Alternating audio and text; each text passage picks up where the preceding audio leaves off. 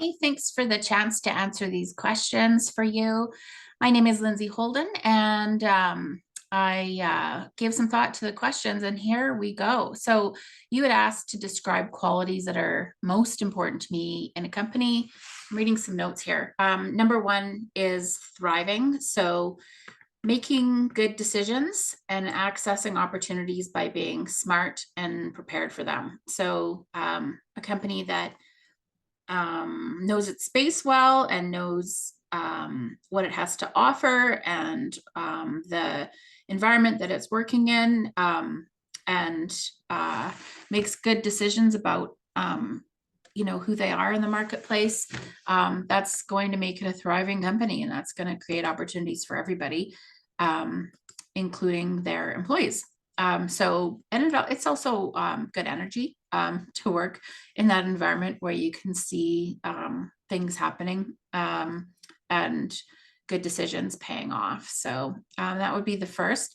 The second is the capacity to manage relationships with some humanity. So when a company knows that it has something to give and that there are people that have real problems, even if they're, like just business related problems, there's still people behind there that have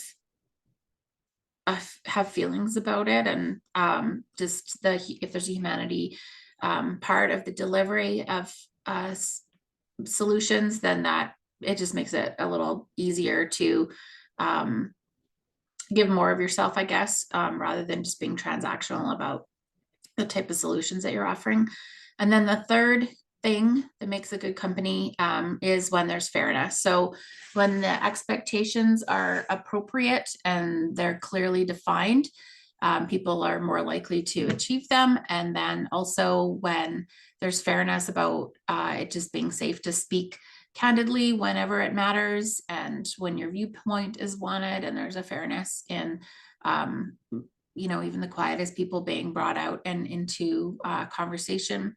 That's a type of fairness that means a lot to me as well. So the next is the best manager I've worked for, and a part of their management style appealed to me. I've had a lot of really good managers and I've had good relationships with managers, but they have all in common that I was trusted. So I was given free reign within reason and a lot of feedback whenever I needed. And so I guess the trust went both ways, that I was trusted to hear feedback on the fly, and that I was trusted with the responsibilities and just, given the space to solve problems on my own. So those types of team relationships were very open and collaborative. And then about an effective team. I'm pretty pragmatic with this answer. I think if there is a really good project manager, a person who makes systems on a team, they are so valuable, especially if they approach it with a little bit of love rather than maybe just always being a traffic cop about things. I just think back to one organization I worked for, and the EA was just like some sort of genius. And she is now a VP at that company, and it's not shocking because she's just really bright. But she just made life easy for everybody because she recognized the space to create systems that made everyone kind of move together with their own talents. So no one really, overtook another person in terms of their value.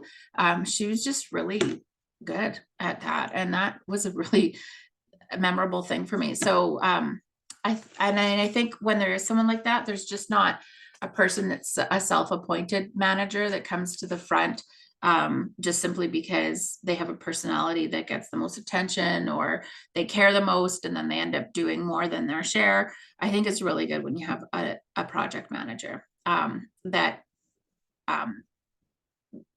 when there's space for everyone to do their part, there's a little bit of extra time for people to also bring their own humanity.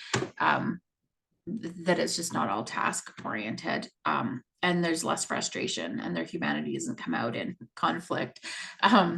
So lastly, the most interesting thing about me that's not on my resume.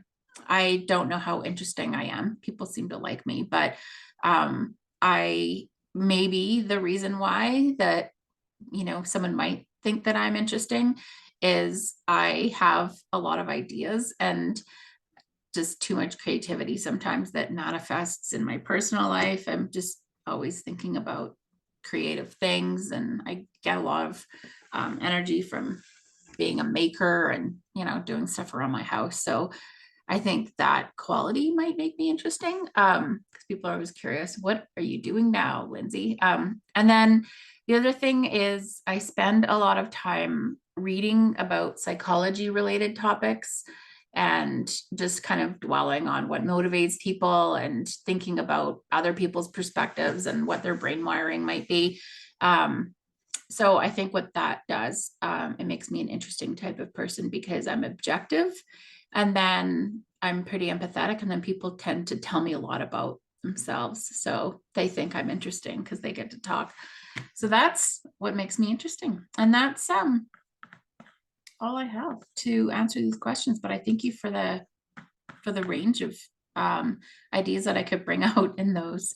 Well organized, well done. Thank you again, and hopefully we will be talking soon.